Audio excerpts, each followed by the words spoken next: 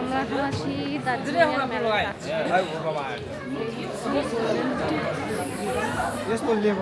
আমাদের হেঁটে হেঁটে চলেছি।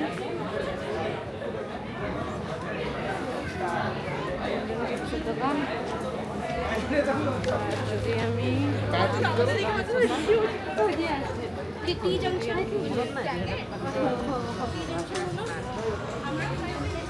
ওদিকে দেখাই, হচ্ছে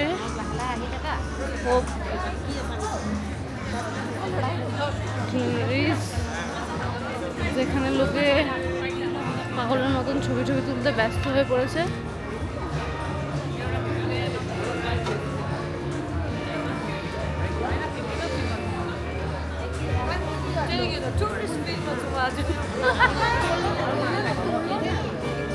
হচ্ছে সেই বিখ্যাত গ্যালারিজ, আর এখানে প্রচুর শপিং এর দোকান।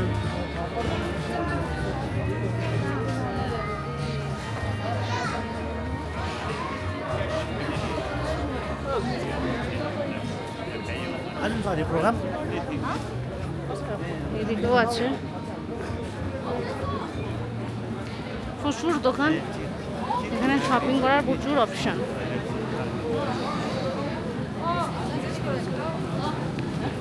শপিং করার ভীষণ অপশন আছে। ফাইনালি যেটা আমি বলছি সেটা হচ্ছে এটিএম। ভেতরে গাড়ি আছে, যারা শপিং টপিং করছে। এখানেও একটা সব সুন্দর দোকান।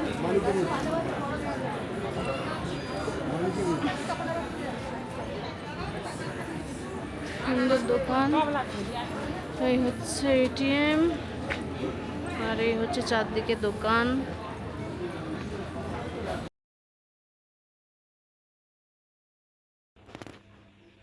পাহাড়ের রানী দার্জিলিং, এখানে দুটো দিন আনন্দের সঙ্গে কাটিয়ে আমরা আজকে চলে যাব দার্জিলিংকে এবারের মতো বিদায় দিয়ে আমাদের পরের গন্তব্যের দিকে। কিন্তু তার আগে আরেকবার ঘুরে দেখে নেওয়া যাক দার্জিলিংয়ের ম্যাল আর তার সাথে সরস মেলা। আর হ্যাঁ, কেভেন্টার্সের ব্রেকফাস্ট এটা তো মিস করা যাবে না। তাই সকাল সকাল সেজেগুজে আমি আর মা বেরিয়ে পড়লাম কেভেন্টার্সে ব্রেকফাস্ট করার জন্য। Good morning from Darjeeling. Darjeeling ট্যুরে এটা আমাদের ডে 4 ইন দার্জিলিং। আজ আমরা সকালবেলা চলে এসেছি আমি আর মা মিলে মেলে ঘুরতে। এই যে আমার পিছনে মেল আছে, মেলে ঘুরবো, ব্রেকফাস্ট করবো কেভেন্টার্সে, ব্যাস। তারপরে ইচ্ছা আছে এই যে সরস মেলাটা একটু ঘুরে দেখায়, যদি কিছু এখান থেকে সুন্দর জিনিসপত্র দেখা যায়। এই হচ্ছে ব্যাপার। আর তারপর আজকে আমরা এখান থেকে বেরিয়ে যাচ্ছি, বেরিয়ে আমরা চলে যাচ্ছি বিজন বাড়ি। বাকি কথা বিজন বাড়িতে হবে। Bye bye.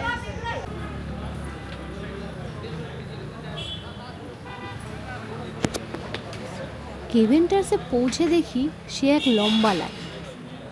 যাই হোক, মিনিট 5-10 লাইনে দাঁড়িয়ে তারপর আমরা পেয়ে গেলাম আমাদের টেবিলটা দেখে তো আমার মনেই হলো লাইনে দাঁড়ানোটা একদম সার্থক। কারণ আমরা সেই টেবিলটাই পেয়েছিলাম যেখানে অনেক নামি গুণী মানুষজন আগে এসেও খেয়ে গেছে। আর তার সাথে কেভেন্টার্স থেকে ভিউ, কাঞ্চনজঙ্ঘার ভিউ দেখতে দেখতে ব্রেকফাস্ট করার মজাই আর। আমি নিয়েছিলাম ইংলিশ প্ল্যাটার, আর মা নিয়েছিল টোস্ট আর সাথে ডিম সেদ্ধ।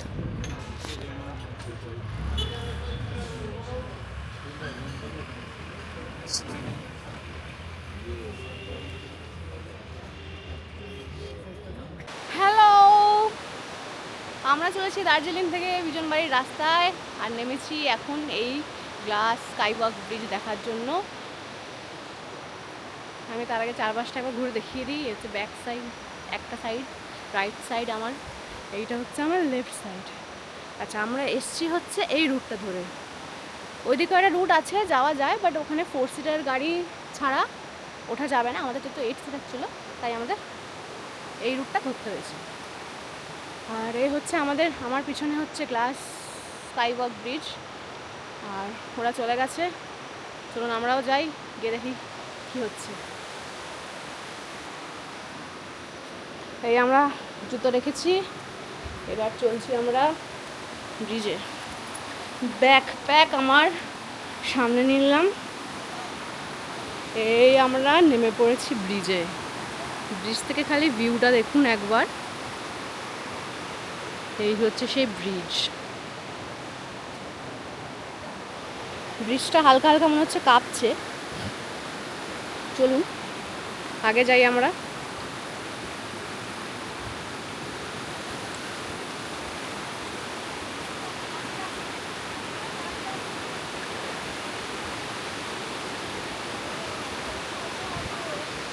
এই হচ্ছে ভিউ, মা চলেছে সামনে, তার আগে মনা দিদি,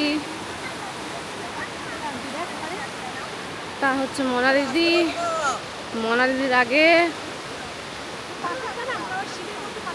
এই হচ্ছে গ্লাস ব্রিজ। এই আমি পা দিলাম, ভয় লাগছে। ফাইনালি কাঠের উপর দাঁড়িয়েছি আমরা, আবার আমি চলে গেলাম আরেকটায়, আমি দাঁড়িয়েছি সেকেন্ডটায়। এই হচ্ছে পাগল আছে নাকি? এই তো ওরে এরকম ভাবে নিয়ে না পরিষ্কার কথা বলতে। Just look at the view.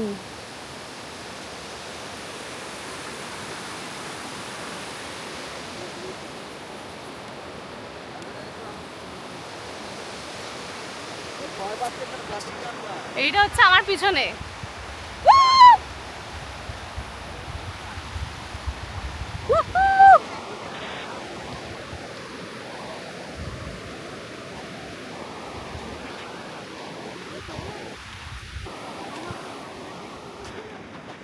আমরা আসছি, এগিয়ে চলেছি।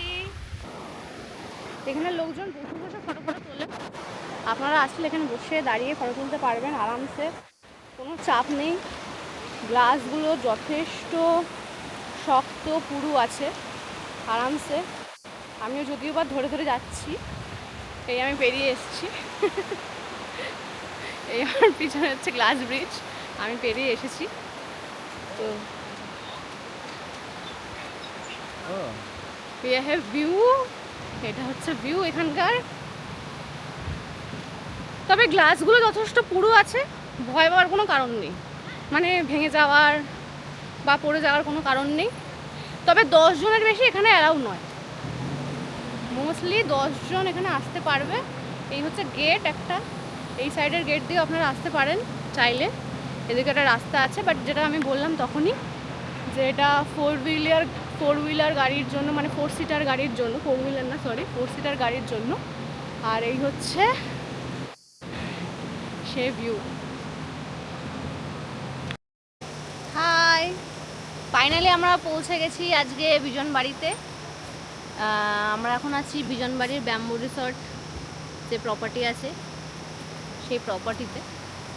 তো পিছনে দেখতে পাচ্ছেন এই কটেজটা আমরা নিয়েছি, 4, 5, 6 3টে কটেজ আমাদের নামে বুক ছিল। তো আমরা এই 6 নম্বর কটেজটায় রয়েছি এখন। কটেজের সামনেটা ঠিক এরকম একটা সুইমিং পুল আছে, যেখানে আপাতত আমি বসে আছি। তো পা ডোবাইনি এখনও, বসে আছি। আর আমার একদম সামনেই হচ্ছে নদী বয়ে যাচ্ছে, এখান থেকে দেখা যাবে না আশা করছি। নদী বয়ে যাচ্ছে, এইখান থেকে আপনারা দেখতে পাবেন, এই যে এখান থেকে দেখা যাচ্ছে, হয়তো আওয়াজটাও হয়তো শোনা যাচ্ছে।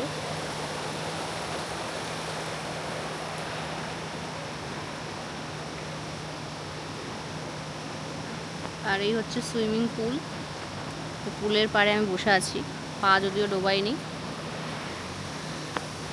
রুম ট্যুরটা অবশ্যই করব, রুম ট্যুর তো দেখাবো, প্রপার্টিগুলো ঘুরে দেখাবো। আমরা সবে এলাম আজকে, এখনও আমাদের লাঞ্চ করা বাকি আছে।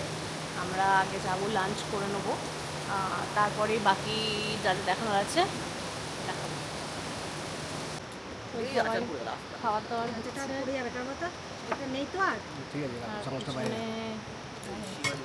নদী চলে যাচ্ছে, পিছনে সুইমিং পুল।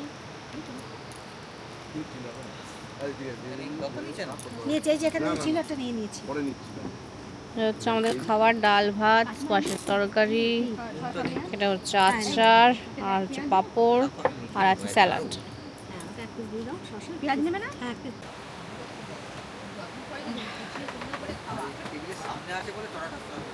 আমরা আছি এখন ব্যাম্বু রিসর্টের ডাইনিং এরিয়াতে। এটা দেখুন, পুরোটা বাঁশ দিয়ে করা চারিদিকটা।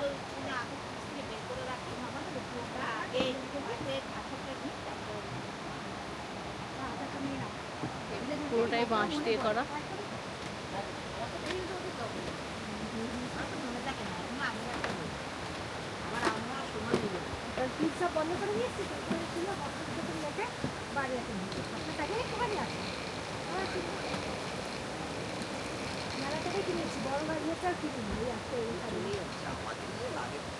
এখানে সুন্দর লাইটস আছে, প্লাস একটা এরকম গাছ আছে, এরকম একটা গ্লাস, সুন্দর একটা গাছ আছে। এই গাছটাকে ঘিরেই এই এরিয়াটা করা হয়েছে, শুটিং এরিয়াটা। মোটামুটি একসাথে অনেক লোক বসে এখানে খেতে পারবে, সেক্ষেত্রে কোনো অসুবিধা হবে না।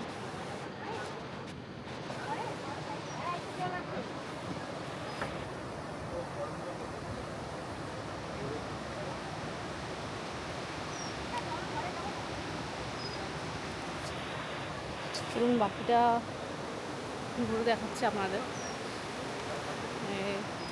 বাকি টুরটা, বাকি আপনার প্রপার্টিটা কীরকম আছে চলুন ঘুরে দেখা যাক। এই হচ্ছে আমাদের ডাইনিং এরিয়া, যেখানে আমরা খাওয়া দাওয়া করছিলাম। আর এখান থেকে এরকম নেমে এলেই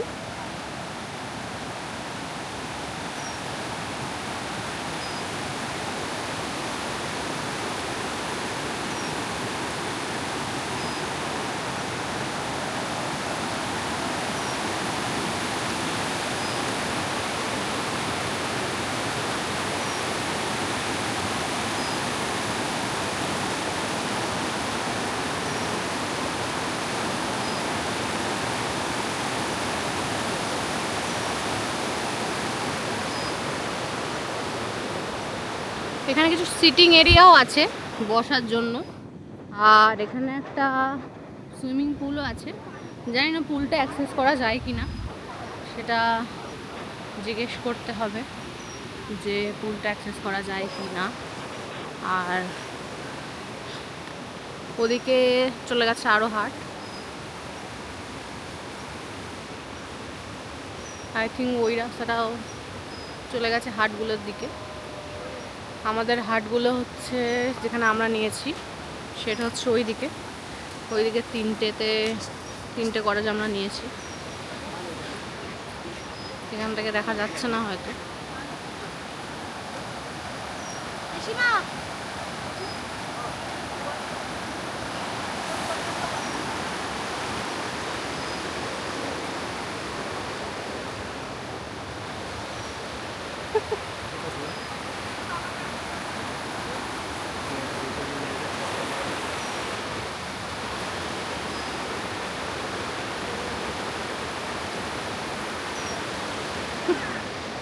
চলুন আমরা একটু এগিয়ে যাই। আই থিঙ্ক এই দিকের রাস্তাটা চলে গেছে এই হাটটার দিকে, এই দিকের রাস্তাটা। আর এই দিকের রাস্তাটা মেবি, আচ্ছা এই দিকের রাস্তাটা চলে গেছে এই রুমগুলোর দিকে, এই রুমগুলোর দিকে।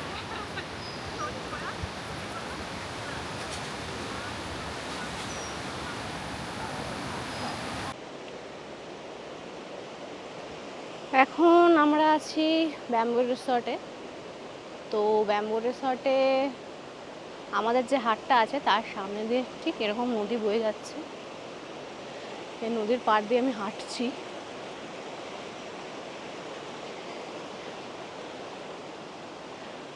আপনারা দেখুন শুধু, মানে আওয়াজটা তো নিশ্চয়ই যাচ্ছে, জানি না কতটা আওয়াজটা শোনা যাচ্ছে, বাট নদীর এই কলকল শব্দটা। আর পিছনে রয়েছে আমার এই সুইমিং পুল। চলুন এবার আপনাদের আমার রুমটা দেখাই, ঠিক আছে? এই হচ্ছে হাট নাম্বার 6, যেখানে এখন আমরা আছি। আর ওইদিকে হাট নাম্বার 4 আর 5 আছে, যাতে বাকিরা রয়েছে। চলুন আমি এই সুইমিং পুলের এই পাশটা দিয়ে নেমে দেখাচ্ছি। সামনে দিয়েও একটা রাস্তা আছে, এখানে আমি সুন্দর চেয়ার টেবিল করা আছে, ভিউ নিতে পারবে। আচ্ছা, এইটা হচ্ছে সামনেটা, এইটা হচ্ছে এন্ট্রান্সটা, এই হচ্ছে এন্ট্রান্স। আমার পিছনে হচ্ছে হাটের এন্ট্রান্সটা। চলুন এবার আপনাদের হাটটা দেখাই ঘুরে। এই হচ্ছে হাট,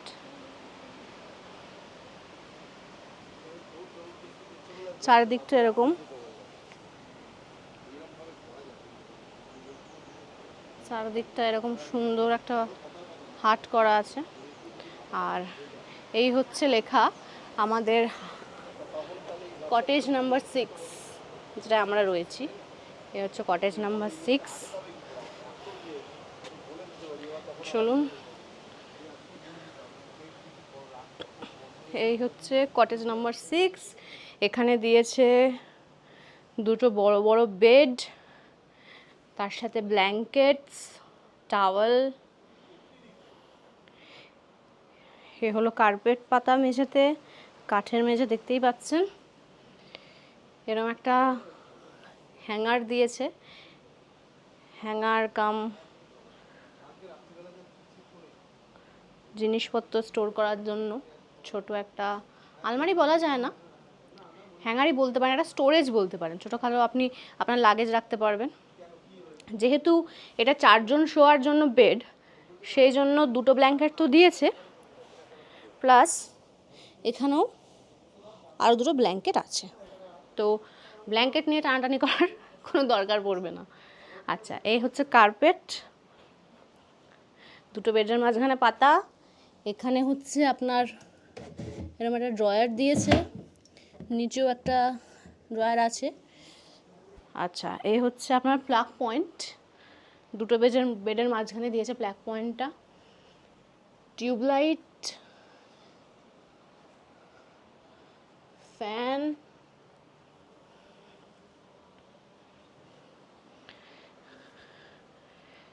আচ্ছা এইটা একটু দেখুন, এইটা একবার দেখুন।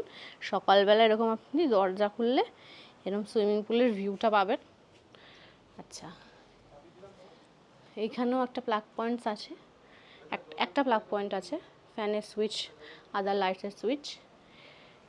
এখানে একটা মিরর দিয়েছে, মিররে মোটামুটি আপনি ফুল লেন্থেই দেখতে পাবেন, পাটা হয়তো একটু দেখতে পাবেন না, বাকি সুন্দর সুন্দর। মিররটা সুন্দর দিয়েছে। আমি যাচ্ছি মিররের কাছে। আচ্ছা, এই হচ্ছে ওয়াশরুম, ওয়াশরুমের দরজা খুললাম। এই হচ্ছে ওয়াশরুম। ওয়াশরুম এরকম একটা সোপ, শ্যাম্পু রাখার জন্য একটা জায়গা দিয়েছে, তাক। আচ্ছা, এটা হচ্ছে কোমোড, তার সাথে হ্যান্ড শাওয়ার, ডাস্টবিন, ফ্লোর কাচানোর জন্য দিয়েছে, গিজার, হ্যাঙ্গার আছে, জামা কাপড় রাখতে পারবেন, হ্যাঙ্গার। আচ্ছা, শাওয়ার,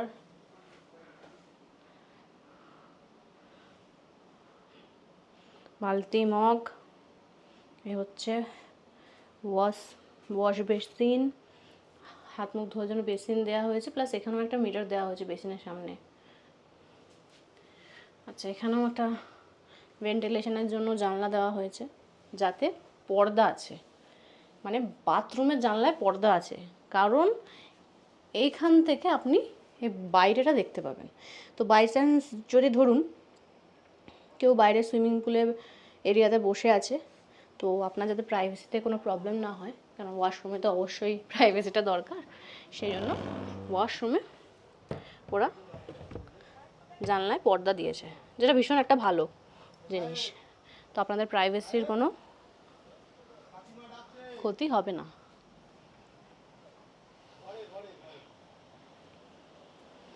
তো এই ছিল আজকের রুম ট্যুর, কটেজ নাম্বার 6-এর রুম ট্যুর।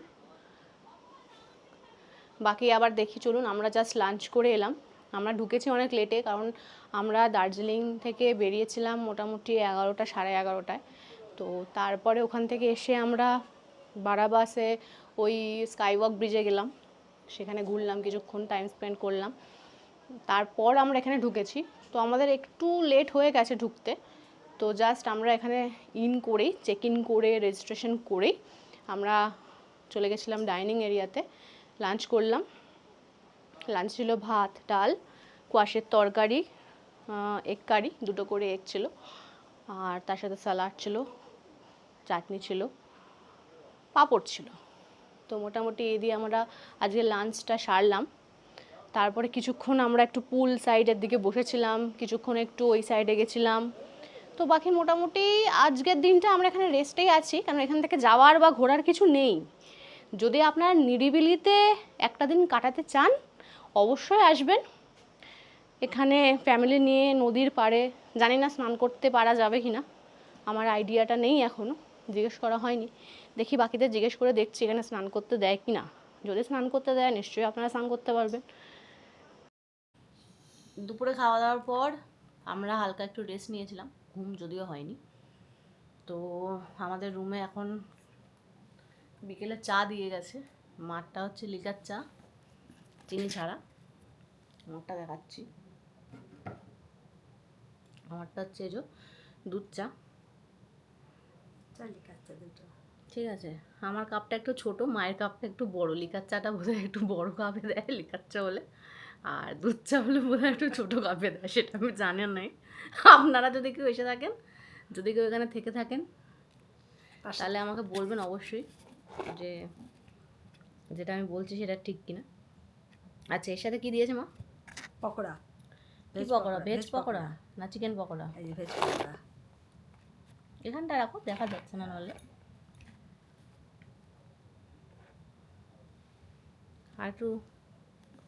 আর একটু ওদিকটা রাখতে হবে। হ্যাঁ, এই হচ্ছে পকোড়া।